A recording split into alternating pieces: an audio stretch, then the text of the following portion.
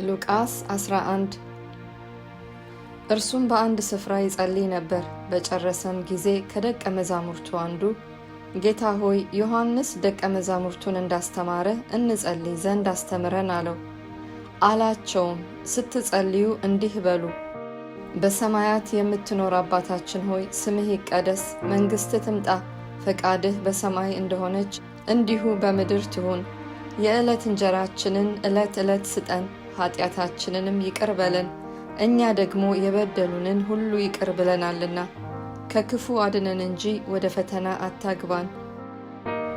እንዲህም አላቸው፣ ከእናንተ ማናቸውም ወዳጅ ያለው በእኩል ሌሊትስ ወደ እርሱ ሄዶ ወዳጄ ሆይ 3 እንጀራ አበድረኝ፣ አንድ ወዳጄ ከመንገድ ወደ እኔ መጥቶ የማቀርብለት የለኝምና ይላልን?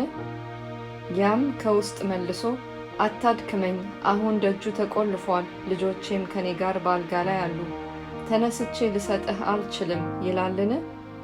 እላችኋለሁ፣ ወዳጅ ስለሆነ ተነስቶ ባይሰጠው እንኳ ስለ ንዝነዛው ተነስቶ የሚፈልገውን ሁሉ ይሰጠዋል። እኔም እላችኋለሁ፣ ለምኑ ይሰጣችሁማል፣ ፈልጉ ታገኙማላችሁ፣ መዝጊያን አንኳኩ ይከፈትላችሁማል። የሚለምን ሁሉ ይቀበላልና የሚፈልግም ያገኛል፣ መዝጊያውንም ለሚያንኳኳው ይከፈትለታል። አባት ከሆናችሁ ከእናንተ ከማንኛችሁም ልጁ እንጀራ ቢለምነው እርሱም ድንጋይ ይሰጠዋልን? ዓሣ ደግሞ ቢለምነው በዓሣ ፋንታ እባብ ይሰጠዋልን? ወይስ እንቁላል ቢለምነው ጊንጥ ይሰጠዋልን? እንኪያስ እናንተ ክፉዎች ስትሆኑ ለልጆቻችሁ መልካም ስጦታ መስጠት ካወቃችሁ በሰማይ ያለው አባት ለሚለምኑት እንዴት አብልጦ መንፈስ ቅዱስን ይሰጣቸው።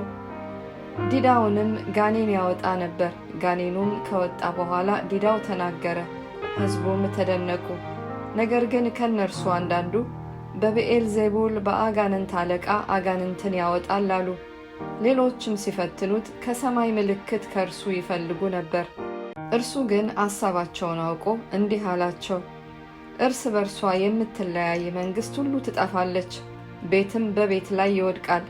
እኔ አጋንንትን በብዔልዜቡል እንዳወጣ ትላላችሁና ሰይጣን ደግሞ እርስ በርሱ ከተለያየ መንግሥቱ እንዴት ትቆማለች? እኔስ በብዔልዜቡል አጋንንትን የማወጣ ከሆንኩ ልጆቻችሁ በማን ያወጧቸዋል? ስለዚህ እነርሱ ፈራጆች ይሆኑባችኋል። እኔ ግን በእግዚአብሔር ጣት አጋንንትን የማወጣ ከሆንኩ እንግዲህ የእግዚአብሔር መንግሥት ወደ እናንተ ደርሳለች። ኃይለኛ ሰው ጋሻና ጦር ይዞ የራሱን ግቢ ቢጠብቅ ያለው ገንዘቡ በሰላም ይሆናል። ከእርሱ ይልቅ የሚበረታ መጥቶ ሲያሸንፈው ግን ታምኖበት የነበረውን ጋሻና ጦር ይወስድበታል፣ ምርኮውንም ያካፍላል። ከእኔ ጋር ያልሆነ ይቃወመኛል፣ ከእኔ ጋርም የማያከማች ይበትናል። እርኩስ መንፈስ ከሰው በወጣ ጊዜ እረፍትን እየፈለገ ውሃ በሌለበት ቦታ ያልፋል። ባያገኝም ወደ ወጣሁበት ቤቴ እመለሳለሁ ይላል። ሲመጣም ተጠርጎ አጊጦም ያገኘዋል። ከዚያ ወዲያ ይሄድና ከእርሱ የከፉትን ሌሎችን 7 አጋንንት ከእርሱ ጋር ይይዛል። ገብተውም በዚያ ይኖራሉ።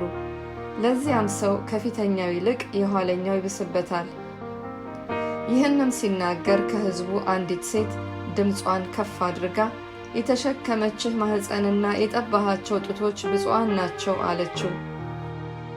እርሱ ግን አዎን፣ ብፁዓንስ የእግዚአብሔርን ቃል ሰምተው የሚጠብቁት ናቸው አለ። ብዙ ሕዝብም በተሰበሰቡ ጊዜ እንዲህ ይል ጀመር፣ ይህ ትውልድ ክፉ ነው፣ ምልክት ይፈልጋል። ከነቢዩም ከዮናስ ምልክት በቀር ምልክት አይሰጠውም።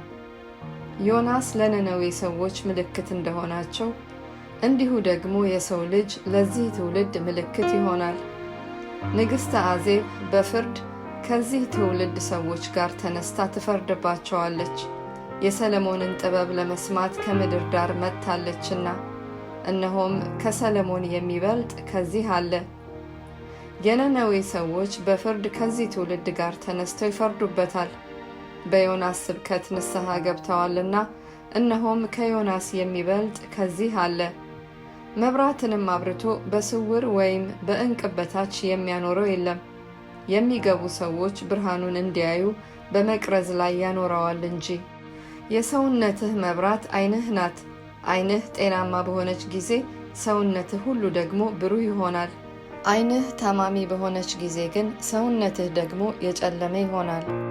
እንግዲህ በአንተ ያለው ብርሃን ጨለማ እንዳይሆን ተመልከት። እንግዲህ ሰውነትህ ሁሉ የጨለማ ቁራጭ የሌለበት ብሩህ ቢሆን መብራት በደመቀ ብርሃን እንደሚያበራልህ በጭራሽ ብሩህ ይሆናል። ይህንንም ሲናገር አንድ ፈሪሳዊ ከእርሱ ጋር ምሳ ይበላ ዘንድ ለመነው። ገብቶም ተቀመጠ። ከምሳም በፊት አስቀድሞ እንዳልታጠበ ባየው ጊዜ ፈሪሳዊው ተደነቀ። ጌታም እንዲህ አለው፣ አሁን እናንተ ፈሪሳውያን የጽዋውንና የወጭቱን ውጭ ታጠራላችሁ፣ ውስጣችሁ ግን ቅሚያና ክፋት ሞልቶበታል።